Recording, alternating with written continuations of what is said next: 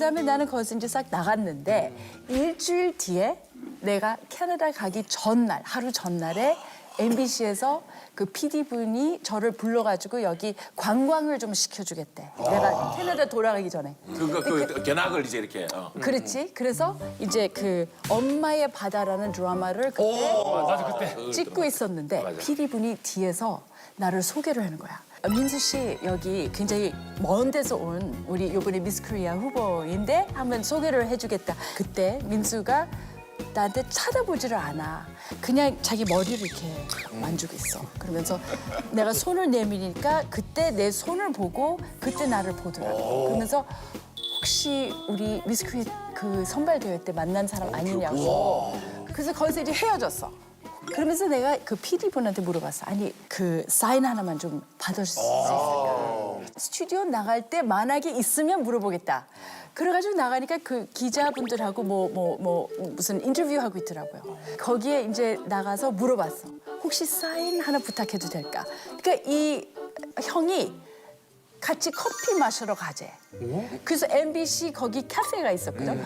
거기서 같이 커피를 마시는데 내가 언어가 잘 안 되니까 깨진 한국 언어에다가 거기를 깨진 영어에다가 막 같이 얘기하면서 3시간 안에 내 손을 딱 잡고 제가 프로포즈 해야 되겠습니다. 제가 프로포즈 해야 되겠습니다. 3시간 만에? 3시간에. 깨진 영어로 3시간 만에 한 거야?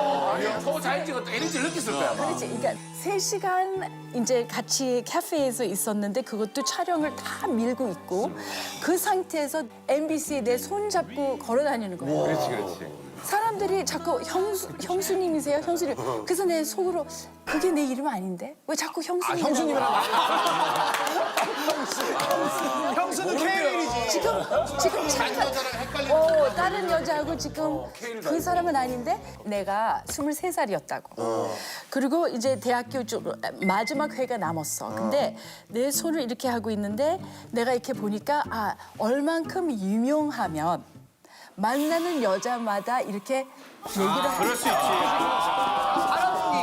그 생각이 살짝 있었고 그다음에 또 그 눈빛을 보니까 어머 내가 평생 이 눈을 보고 살 거라는 느낌이 그 순간에 왔었어. 소름 끼치게. 나도 표현 못하게. 그래서 이거는 아니지. 어떻게 이게 가능할까? 내가 어떻게 캐나다에서 여기 다 생활을 내려놓고 여기 오겠어. 그래서 그냥 추억으로 남기자. 그리고 나에게 전화번호를 한 5개를 줬어. 그러면서 나보고 내일 떠나기 전에 꼭 전화를 해래. 근데 내가 전화를 안 했어. 그리고 그때 김포공항이었어. 김포공항에서 떠나는 날 그게 2층에서 우리가 냉면 먹고 있었어. 그 식구들하고 다 이제 거기서 이제 헤어지려고. 근데 어떤 남자가 멀리서 선글라스 끼고 그 최민수. 근데 진짜 민수 형이랑 너무 잘 어울리는 얘기 아니야 이거? 그러면서 쫙 이제 오는데 나는 내고. 위에 있으면서 설마 이 남자가 여기까지 올까? 설마. 근데 그 남자인 것 같아. 그래서 내가 에스컬레이터 위에 서 있으니까 갑자기 나한테 주은 씨 제가 전화해달라고 그랬는데 왜 전화를 안 했냐고. 자기가 너무 놀라서 여기 온 거라고. 깨진 영어로 한 거, 그것도? 헤이, 주문! 콜미. 콜백 why don't 콜백.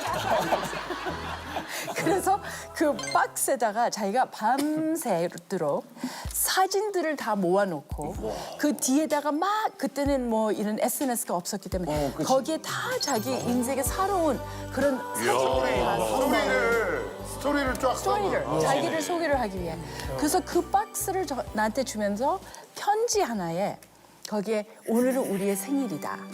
오늘서부터 주은 씨가 오빠를 위해서 살 수 있을까? 이렇게 썼어. 그래서 나는 좀 많이 소름 끼쳤지. 왜냐면 그런 그게 진도가 뭐야? 빠르니까. 이게 협박된 이게 유명한 나를 사람들이 위해서 이런 건가. 산다? 누가 누구를 위해서 살아? 무섭겠다. 23세? 나는 내가 누군지도 모르는데 그래서 그렇게 쓴 상태 그런 편지를 나한테 썼고 그다음에 거기서 헤어지고 캐나다로 4번 연속으로 주말마다 주중에 드라마 찍고 주말에 같이 캐나다에 17시간 타고 다시 서울 오고 그를 연속 4번. 진짜 대단하다. 대단하지. 지금까지 이 얘기 약간 그런 느낌 들지 않아? 우리 어릴 때 봤던 민수 형이 주연한 드라마. 모래시계랑 아니 그러니까 드라마에 나오는 얘기 같아. 그냥 딱 주인공, 남자 주인공 최민수면 딱 맞는 얘기. 그리고 하나 더 얘기를 한다면 이 형이 딱 공항에 도착했잖아. 그때 당시 앙드레 김이 옷을 다 또 지원을 많이 해주셨어. 근데 딱 도착했는데 저 멀리서 딱 도착한 게 보는 순간에 이 남자가 너무 튀는 거 있지. 앙드레 김 선생님 옷을 입고. 왜냐면 앙드레 김 선생님의 옷이 정화려해. 엄청 화려하잖아. 로고가 옷이야. 패션쇼에 나오는 옷을 입고 그걸 입고 17시간 비행기를 탔다고? 그렇지. 근데 그리고 로고가 금 색깔 이렇게 크게 당황스럽더라. 근데 그 긴 코트에다가 딱 우리 집에 왔는데 그거 벗니까 안에 있는 양복도 그 로고더라고. 그 양복을 벗니까 안에 있는 조끼도 그 로고더라고. 잠깐만, 어디까지? 조끼를 벗니까 그 난방도 로고가 있더라고. 한 5겹의 로고로 안드레 김으로 왔어. 그게 첫 번 도착이었어. 아니 그러면 부모님께서 그 캐나다에서 민수 형이 왔다 갔다 했을 때 허락을 아니 승낙을 하셨어요? 그래서 나도 외동딸이기 때문에 부모님에게는 내가 결혼할 상대가 감히 나타나면 굉장히 어려운 상황이라고. 나도 항상 생각했던 게 제가 한국 남자 결혼하는 거는 불가능할 수도 있겠다. 왜냐면 그때 당시에 그렇게 부모님이 그런 마음을 이제 충분히 이제 준비를 했는데 갑자기 이 한국의 전통 한국 남자. 그러니까 200년 전에 태어났어야 될 전통 한국 남자가. 그렇지. 거의 장군이지 장군. 완전히 하일랜더라고 지금 시대를 잘못 태어난 그 남자인데 그치 200년 전에 태어났어야 될 남자를 내가 만났어. 근데 부모님이 내가 상대할 남자하고 이렇게 얘기하는 그림 자체가 너무 상상 못하는 그림이었고 또 형이 너무너무 부모님하고 잘 어울리는 거야. 그래서 부모님도 저렇게 즐겁고 저렇게 행복한 모습을 보면서 와 이런 날도 있구나. 어떻게 이 남자를 이렇게 허락할까? 아니 근데 궁금한 게 방금 얘기 들어보면 부모님은 허락하신 것 같은데 주은 야. 입장에서는 별로 안 좋았던 것 같은. 그러니까 대답을 줄 만한 기회가 없었어. 어떻게 보면. 그냥 이게 그냥 어느 순간에 딱 결혼 무대에 올라가 있으니까 이 남자를 보면서 아니 내가 지금 안 하겠다고 얘기는 좀 늦었겠지? 와 그런 생각을 근데 했어. 그 모르는 사람들만 그 교회에 많이 지금 와 계시고 그때에 굉장히 제가 마음으로 이게 어떻게 여기까지 오게 됐지? 그 순간이 오더라고. 아니 그러면 주은이가 원래 이제 그 23살 때 이제 그랬다 그랬잖아. 되게 어리잖아. 그럼 그때 생각했던 그런 이상형이 있었을 거 아니야 원래. 그러니까 민수는 어때?